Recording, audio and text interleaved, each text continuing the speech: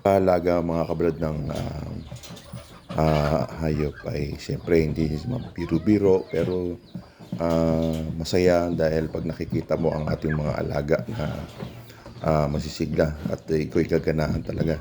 Higit sa lahat mga kabrad, meron kang katuwang na may malasakit sa ating mga alaga. Ang mukha ng aking bayo na si Joel, siya yung katuwang coach dito sa ating mini farm. Kaya malaking bagay mga kabrad yung meron kang katuwang na mapagkakatiwalaan at may malasakit sa ating mga alaga. Yan, araw-araw yan ang mga ginagawa ni Joel.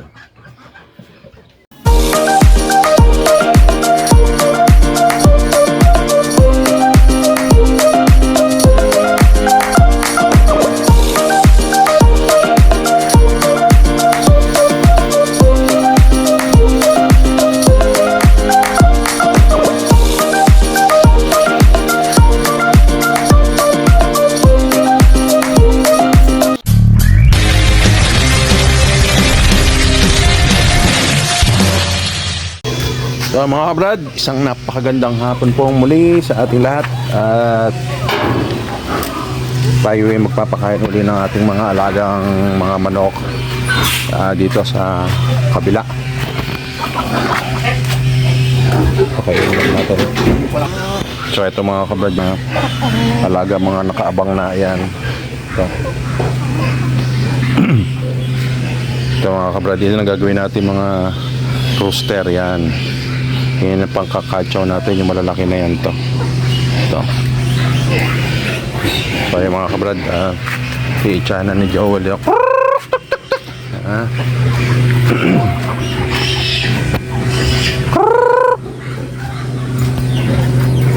baka bawel lang para hindi sila nag-iipon-ipon yan.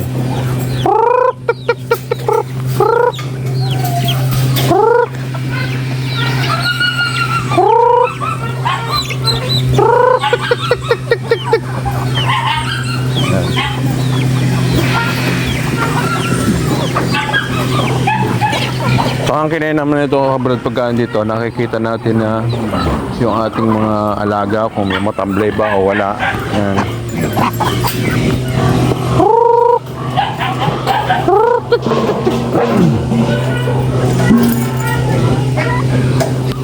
Ayan mga kabrad, isang pinakamagandang balita mga kabrad, mayroon na naman tayong bagong ibibreed. Meron na naman tayong bagong ibibreed mga kabrad. Meron naman tayong trio dito na heritage. Mga kabrad, pakakainin lang natin. Ito yung bago nating alagaan, ang barred plymouth chicken. Yan, plymouth rock chicken. Yan. Ayan mga kabrad, ito sila. Yan.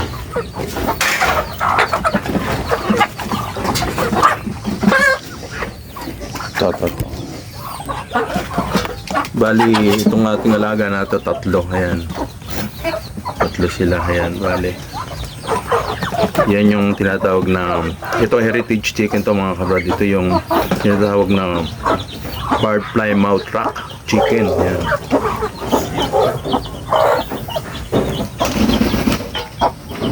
Malalaking lahi ito mga kabrad. Ito ang panibago nating palalahian. Yan, pararamihin natin mga kabrad. Mga kabrad, ito pinalitan sa atin ni Boss George, yung ating kaibigan dito. Shoutout niya pala kay Boss George, thank you. Very supportive sa atin yun pagdating sa pag-aalaga ng manok. Yan.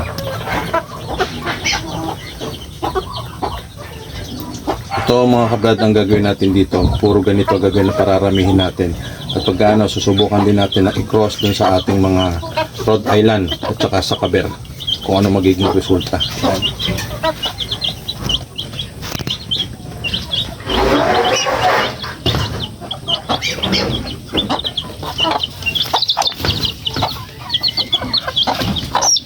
So yung iba, dito lang nagsupunta dahil nakita nila magpapakain na tayo.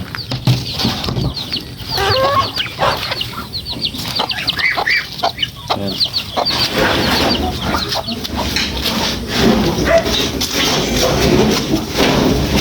Yan. Kunin ko to, may bubong naman yan. Sige. Ito naman si Joel. Nilipat na yung ating isang inahin. Yung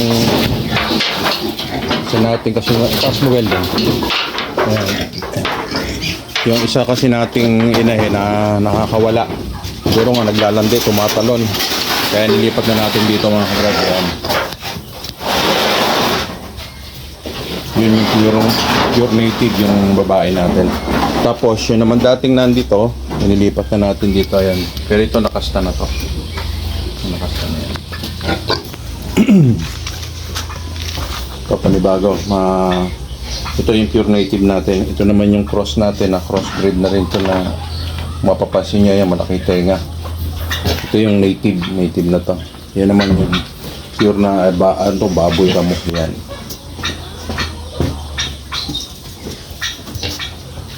So yun, okay.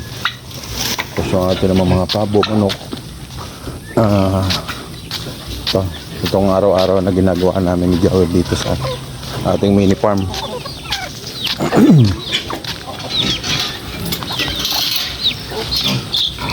Tapos yun nandito sa mga ilalim natin. Ayan. Dito naman mga kabrad, ang ginawa natin dito sa mga bibi.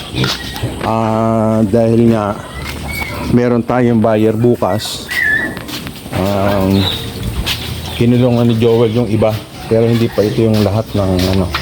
Bali ito pa lang yung ito yung mga kabrad, yung mga ibebenta na natin ng mga bibi. Yan. Pero mamaya may huli pa si Joel doon. Siguro ang may bebenta natin mga kabrad siguro nasa mga 40 heads. Yan. Pero yung tinansya namin ni Joel, ang tumitimbang ng isa, bali siguro tumitimbang yan ng mga 2.5, mga ganun ng ano. Tapos yung barako yun siguro tumitimbang siguro ng mga 3 kilos. Yan. Hindi kasama yung mga pabo. Kaya itong manok na yan, hindi kasama. Puro bibilan tayong para bukas, meron tayong another pambili ng pidge, mga kabrad.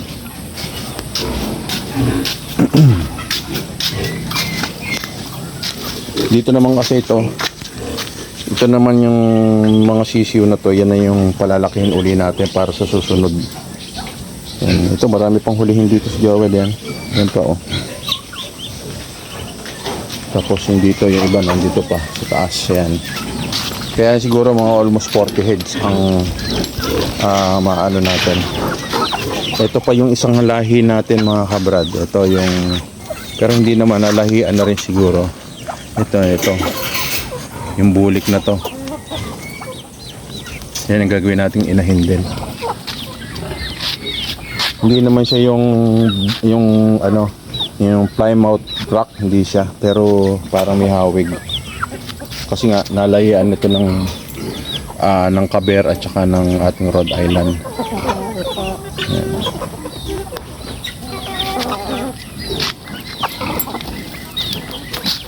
Mo yung ating ang sisigla nila ngayon. Saka kung titimbangin mo, medyo bumigat sila ngayon. Ayan, bumigat. Medyo bumigat yung ating mga alaga dahil nung ating pinawalan. Kung hindi sila nakakawala, nakakulong lang, medyo talagang pumayat. Ayan, ito masigla na yung isa nating ano rito. Ito yung hindi makagulo pa yun ng isang araw. Yan. Ito. Yan, masigla na siya. Parang tokong na ano.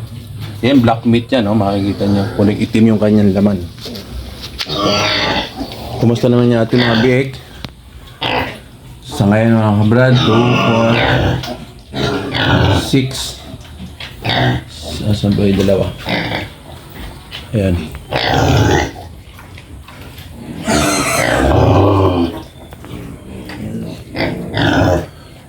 2, 4, 6, 7. Dati nga pala ito mga kabrad, 8. Yung isa pala namatay. Ito. Yung matira sa kanila. Ito. Yung nanditong inahin mga kabrad, yung nandito sa kabila. Yung nandito. inilipat na natin doon dahil lagi nakakawala dahil nga yun nga naglalandi. At basta kaya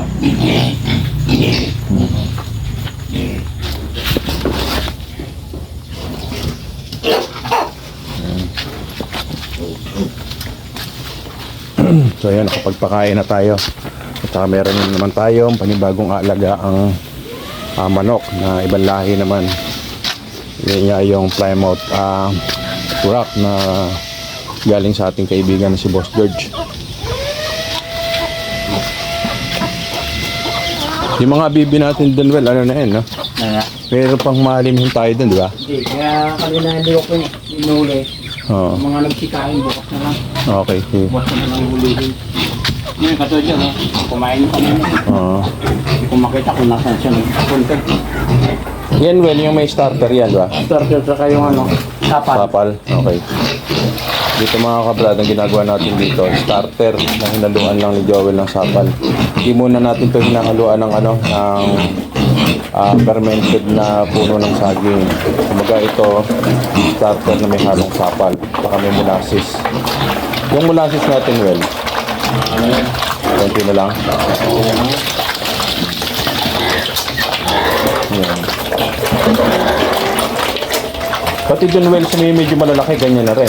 Ano na? Ganyan. Saan? Yung sa may yung kinuhaan ni Diego. Hindi, ano yun? Ganun lang gawin mo, hindi, para tumaba.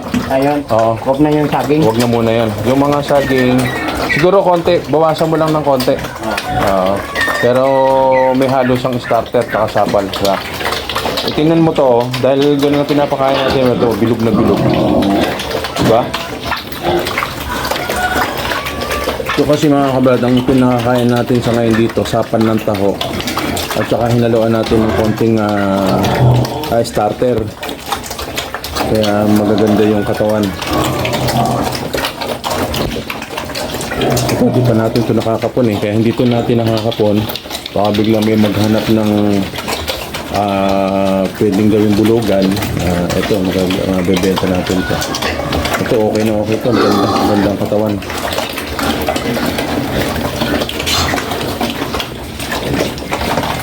Ngayon yung ating mga manok, mga kabrad.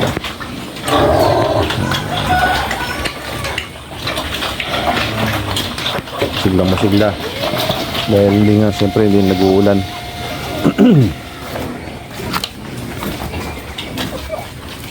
Saka dito, yung ating mga bigs ngayon, pinakakain muna natin sila ng starter na may kasama sapal ng taho. Kasi nga, hindi pa nila ano yung puno ng saging. Ayan.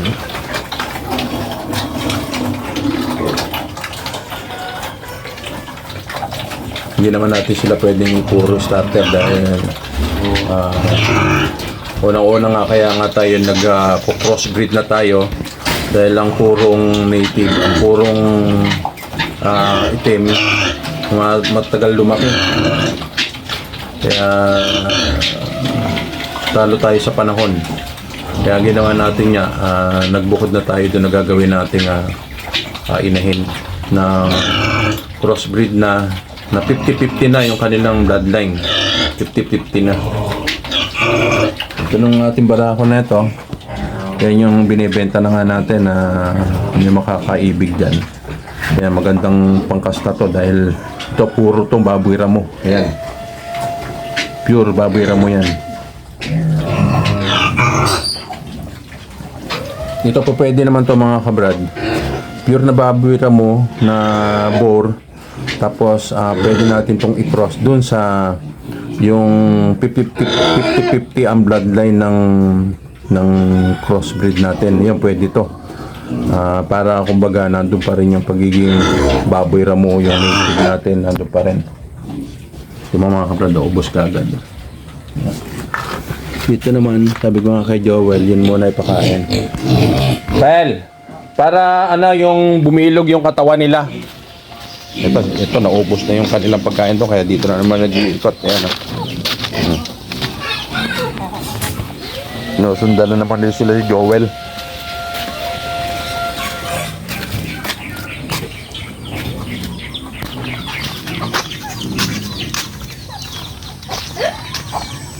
Ayan, nakabantay kay Joel. Ayan, Ganyan yung ating mga alaga. Pag magpapakain si Joel, nakasunod ng nakasunod.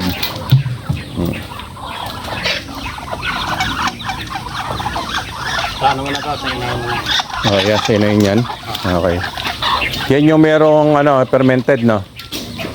Ah, hindi na, yung breeder pala. Breeder. Yan. Ito yung ating mga darag. Yan, darag natin yan. Yan. Papalahian din natin yan. Yung Rhode Island at saka sa Caber. Yan. Yun na yun. Kung saan magpunta si Joel, nandun din yung mga yan. Sunod. Ayan.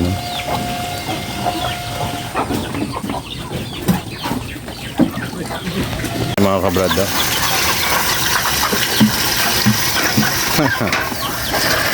Talaga kahit siyang kawel magpunta niya, pagka ganyang hawak mo yung timbahan na yan. Yan saan yan, Well? Doon sa ano, yung medyo malalaki na? Yan, yan. Ah, yan na yan. Okay.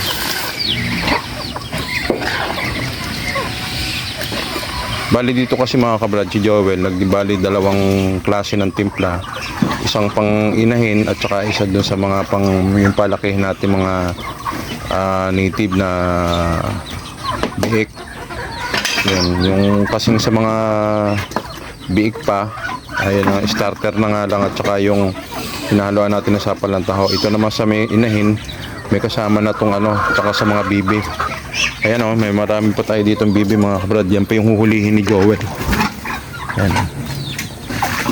Kaya well yan, mga 40 kaya eh, no? Oh. Kaya lang bukas na hulihin. Nagbibigyan din ako ba dyan? Yung iba kasi niyan, ang gagawin ni Joel, hintayin muna pumunta sa pugad kung sino yung humahalimhim. Yung mga hindi pa pasok doon sa kanilang pugad, yun yung huhulihin ni Joel. Tapos ang panibago naman namin pararamihin yung mga may inakay na at saka yung mga nangingitlog. Yun yung panibago natin mga kabrad.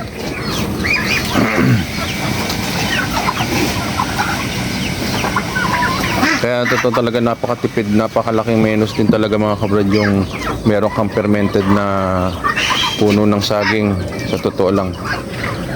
Yun naman sa mga may nagtatanong nga dyan na paano ba tayo magpakain ng manok. Ganito lang mga kabrad, para makatipid tayo, lalo na kung meron kayong Madre de Agua, gagayatin lang yung Madre de Agua at saka hahaluan natin ng pidge, starter, kahit starter, para masustansya lalo yung kanilang pagkain.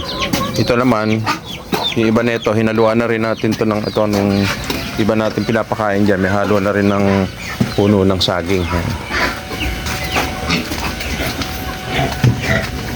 Ito naman yan sa inahin at saka sa ating barako.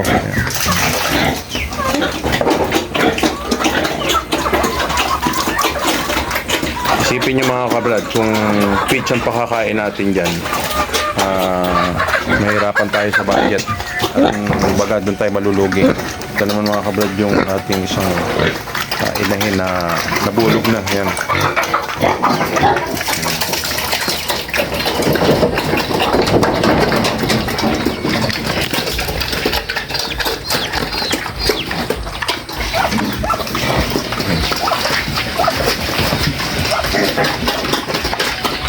Maganda na katawan na ito eh, no? Mga naglalando na yun.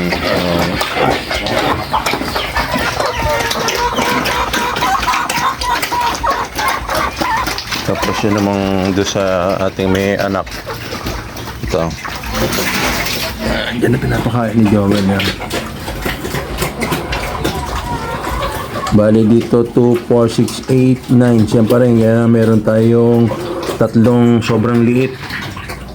Meron tayong tatlong sobrang liit talaga. Kaya hindi ko alam kung makakasurvive yung mga yan. Bagay dito, matiran lang to ng 7, okay na rin.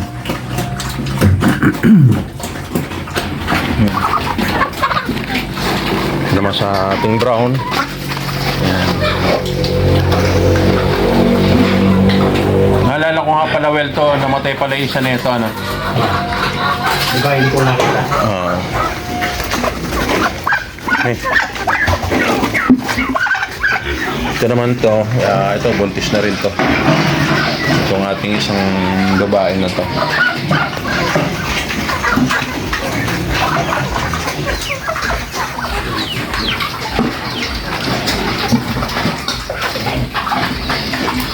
Yun naman mga anak nito. Itong kininaman dito sa brown natin, ano siya, yung magandang mag-anak, pare-parehas, pantay-pantay. Hindi ka mukha nung sa kabila, may maliliit talaga.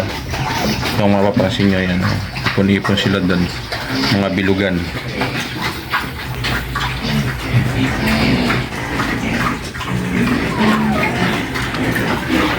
Walang kasawa sa itong mga manok na ito, talagang hindi mo titis, hindi kayang tiisin ni Joel na sunod lang sa kanya na hindi makakain. Kaya kamukha niyan. Nakikisalo sila dun sa ano. Kaya dito mabilis ang pagtaba ng ating mga alagang manok. Dahil nga iba pa rin talaga yung nakakawala. Nakakakain sila ng extra doon bukod sa binibigay natin. Paggala sila ng gala, pupunta sila sa mga kulungan ng baboy. Doon makakakain sila ng pagkain ng baboy doon. Kaya mas maganda. Mabilis ang kanilang bigat ng timbang mula na pinawala natin mga kabrad.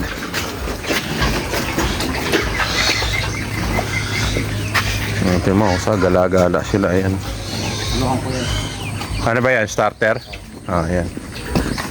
Yun doon, sa may container doon, yung may nilagyan nating mais, ano? Yung binili ko 10 kilong mais. Yun. Ayan, okay. Nagawa ko na yun. Sa iba pala, well, ang mais eh, 42? Ano ka nang bilhin yan? 23. Yan, pag may pera tayo, bibili tayo ng sakong mais dahil meron tayo nakuhaan dito na mura. Yan. Kaya mga kabrad, tapos na naman ang maghapon natin. Naikot na naman natin yung ating mini farm at napakain na rin ni Joel ang ating mga alaga, pati mga manok. At yun nga, meron tayong bagong i-breed ngayon na heritage chicken. Yun nga yung Plymouth Rock na heritage chicken na binigay sa atin nung kumbaga ipinalit sa atin. Nagpalit kami ng isa kanya trio, tapos pinalitan ko ng 3 babaeng dito sa ating Rhode Island Cross na tsaka sa Caber. Alam mo, napaka-supportive ng ating boss George na yan. Talagang siya, pag meron siyang bagong gustong anuhin na manok, sa ating pinatetesting talaga na paramihin. Ito naman yung ating ayan, yung ating darag. So, yun nga mga kabrad. Okay, maraming salamat at God bless po muli sa atin lahat.